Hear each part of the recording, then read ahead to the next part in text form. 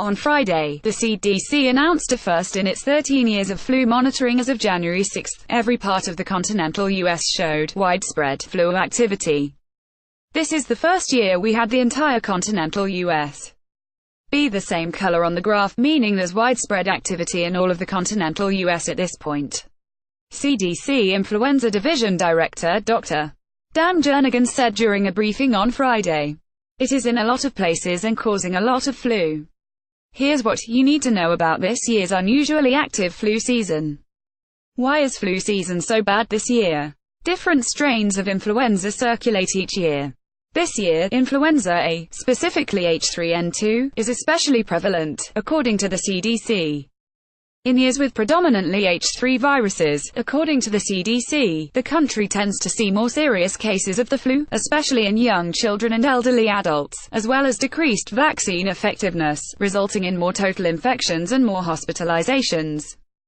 H3 viruses were also behind the severe flu seasons in 20,142,015 and 20,122,013, according to the CDC. A separate flu strain, H1N1, has also popped up in some parts of the country, adding even more cases to the tally, the CDC reports. How widespread is the flu this year? Since flu season monitoring began on October 1, roughly 60,000 samples have tested positive for influenza in either clinical or public laboratories, the CDC reports. The hospitalization rate is currently at 22.7 people per 100,000 U.S. residents. The CDC has called the 20,172,018 flu an epidemic, but notes that it technically meets that designation just about every year.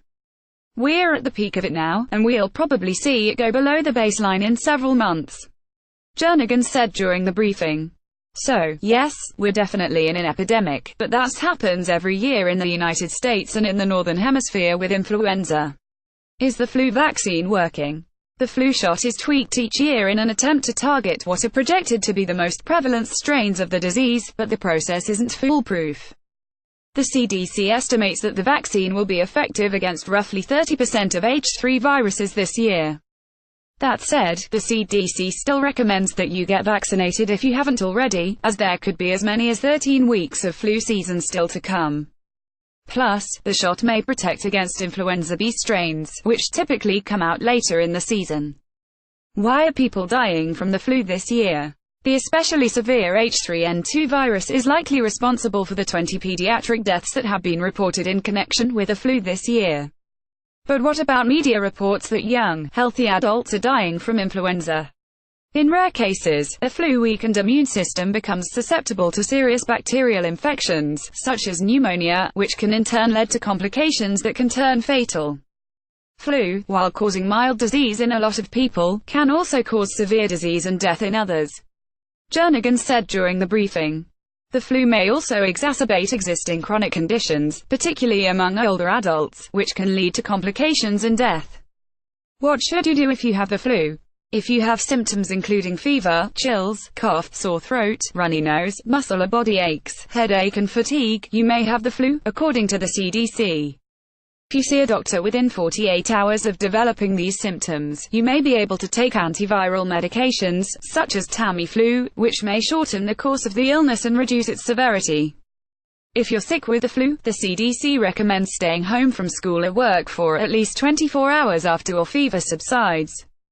Most people are at peak contagiousness in the 3 or 4 days after becoming sick, according to the CDC, but you may be able to infect others from a day before to 7 days after developing symptoms. How can you prevent the flu? Getting the flu shot and staying home if you're sick are two of the most important ways to reduce transmission. But the CDC says it's also important to wash your hands frequently, cover your mouth when you cough or sneeze, and wipe down surfaces that may have come into contact with contagion, as flu germs can on them for up to 24 hours.